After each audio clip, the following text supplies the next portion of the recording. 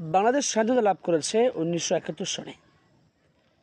তো বাংলাদেশ স্বাধীনতা অর্জন হওয়ার পিছনে যে উল্লেখযোগ্য কারণ সেটি হলো পশ্চিম পাকিস্তানিদের দ্বারা পূর্ব পাকিস্তানের সাধারণ মানুষ বৈষম্যমূলক আচরণ শিকার হয়েছে। এখন প্রশ্ন হলো যে পূর্ব পাকিস্তান তো পশ্চিম পাকিস্তানের অংশ, তাহলে তারা কেন বৈষম্যমূলক আচরণ করবে?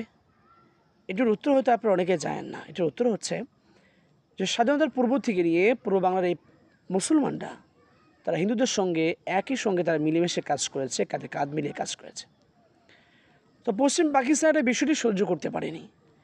তারা পূর্ব পাকিস্তানের সাধারণ মুসলমানদেরকে হিন্দুদের দালাল বলেছে এবং মুনাফিক বলেছে, মানে যা মুখে আসছে তাই বলেছে, বৈষম্যমূলক আচরণ করেছে। তো এখান থেকে আমরা একটা বিষয় স্পষ্ট করে বলতে পারি যে স্বাধীনতার সেই পূর্ব থেকে নিয়ে অদ্যবধি পর্যন্ত বাংলাদেশের, বিশেষ করে তৎকালীন সময়ে পূর্ব পাকিস্তানের মুসলমানরা হিন্দুদের সঙ্গে একই সঙ্গে মিলেমিশে কাজ করছে, একই সঙ্গে হাট বাজার করছে, একই সঙ্গে ব্যবসা বাণিজ্য করছে। তো কাজে এই যে একটা সাম্প্রদায়িক সম্প্রীতি, এই সাম্প্রদায়িক সম্প্রীতি নষ্ট করার জন্য বাংলাদেশে বর্তমানে একটি সংগঠন কাজ করছে।